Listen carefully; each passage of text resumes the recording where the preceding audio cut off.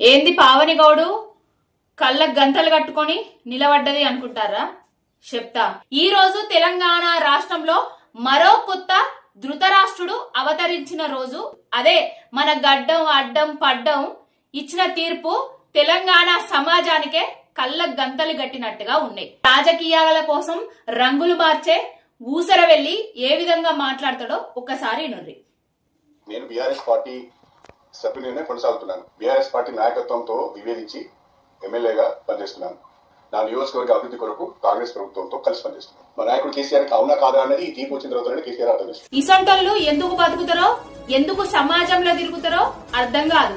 తల్లి పాలు తాగి రొమ్ము గుద్దే తొల్లంటే గివిల్లే. ఇదేనా నీ నియోజకవర్గ అభివృద్ధి? నీ నియోజకవర్గం అంటే నీ బిడ్డ ఒక్కతేనా? నీ బిడ్డ కోసము పార్టీ మారి, నీ బిడ్డ కోసము కండువాలు మార్చుకొని కాంగ్రెస్ పార్టీలో నీ బిడ్డ నిలబడితే ఆ బిడ్డ ప్రచారంలో నిలబడి ప్రచారంలో మాటలు చెప్పి ప్రచారంలో తిరిగి ఇప్పుడు తీరా తీర్పచ్చే సమయానికి నువ్వు దీనిలోనే ఉన్నా అని చెప్తాను. నీకు ఇజ్జతిమానం ఉంటే, నీకు సిగ్గుశర ఉంటే నువ్వు ఒక్కసారి కండువా కప్పుకొని బీఆర్ఎస్ తెలంగాణ భవన్ లోకి రా. తేల్చుకునేదేంద్రాబాయ్ కేసీఆర్ తెలుసుకోవాలని చెప్తాను.